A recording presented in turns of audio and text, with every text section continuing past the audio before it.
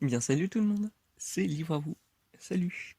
Aujourd'hui, on va parler d'un livre qui m'a été énormément recommandé par vous, enfin plus par un abonné qui est Silver Cal. Voilà.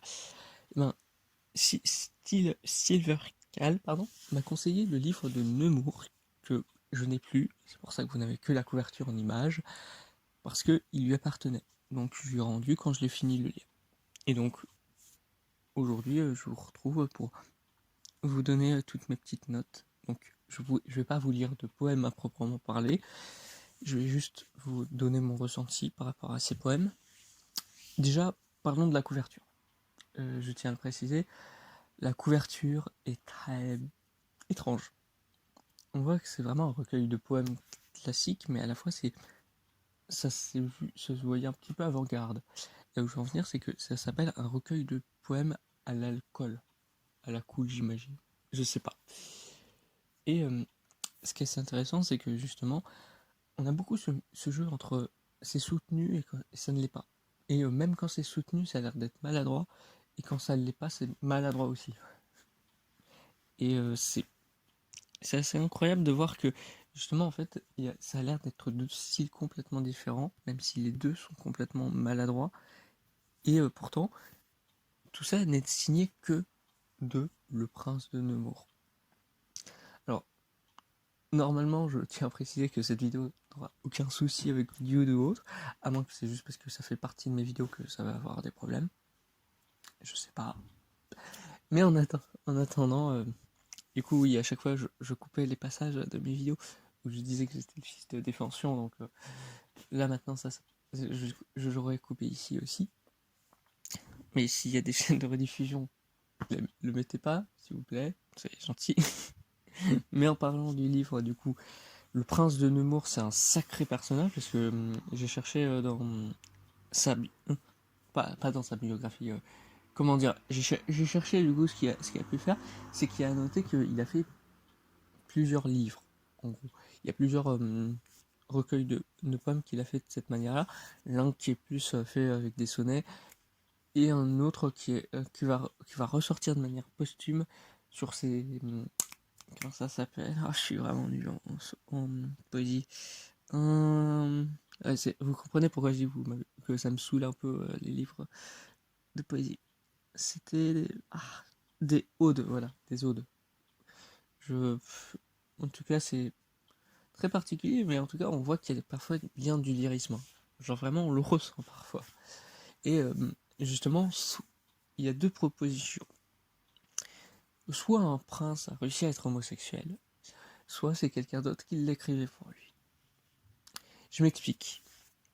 En gros, le personnage, comme on le voit ici, bah en fait, il est très clairement montré qu'il a comme des sentiments vis-à-vis de DJ Para. Je suis désolé, mais quand ça décrit la musique de DJ Para, c'est hyper lyrique. Mais il a l'air d'être aussi très alcoolique, donc je ne sais pas. Ou sinon, c'est que même par rapport à la contradiction de ce qu'il disait, il faisait écrire quelqu'un d'autre à sa place. Que du coup, c'est cette personne-ci qui était amoureuse de DJ Para, du coup, peut-être voulait faire passer les messages à travers le roi. Mais en tout cas, c'est. Après, ça peut entrer là aussi comme les théories du complot ou que sais-je, hein. Mais c'est juste que j'imagine, je ne sais pas. Mais ça peut totalement être le cas. Après, si c'est le cas, ça doit être comme un couple d'années, je sais pas. Bon, en tout cas, c'est intéressant, hein. C'est juste que faut voir ça comme on a l'impression que tout est maladroit. Et que c'est pour ça que tout est peut-être dit à l'alcool, à moins que, par exemple, le prince de Nemours buvait énormément, je ne sais pas. J'en ai aucune idée. Mais on, on voit que le délire de cette vidéo, de ce livre, c'est vraiment de montrer que c'est pas abstrait. C'est vraiment le mot maladroit qui fait tout le livre. C'est peut-être avec maladresse que ce livre est sorti. Je sais pas du tout. Mais du coup, d'ailleurs, j'aurais bien voulu avoir mon propre exemplaire, mais en fait, justement, quand je vous dis qu'il y a la version des autres qui va être réadaptée au posthume, en gros, il y aura aussi les sonnets dans celle-ci. Du coup, ça sera une nouvelle édition. Et c'est pour ça, j'aurais pas besoin d'en parler plus précisément, parce que, bah, comme là, vous l'avez vu, ce chapitre, avec, avec la vidéo précédente et celle-ci, si ça sort bien dans l'ordre de la précédente, parce que celle-ci, j'en suis convaincu, puisque je n'ai pas de trucs censurés qui vont se faire censurer normalement. Mais en tout cas, du coup, le point qui est important, c'est de savoir que, comment dire, comment montrer la merde, euh, comment dire, vous voyez le fait que là c'est un livre inconnu, je ne connaissais absolument pas ce livre, voilà. Et ben après, bah, du coup, même si c'est une réadaptation, même s'il y a des odes en plus, je connaîtrai pas plus. Je connaîtrai plus, pardon, au contraire, oui. Du coup, bah, je ne connaîtrai pas les autres, mais une moitié du livre au moins, je connaîtrai. Donc, ça sera plus un livre inconnu. Voilà. Et je crois que j'ai pas d'autres livres que je vais exploiter à ce niveau-là. Je sais pas du tout. En tout cas, voilà, moi je vous dis du coup à une prochaine vidéo parce que je vais pas, je vais pas vous raconter toutes les autres parce que sinon ça serait c'est en pleine réadaptation.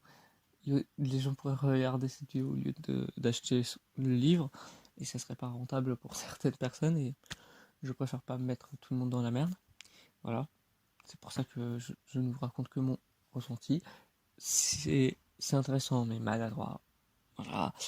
En tout cas, du coup, je vous dis à une prochaine fois pour je ne sais quel prochain chapitre parce que je sais que ça va encore déconner. En tout cas, bye tout le monde et tchuss.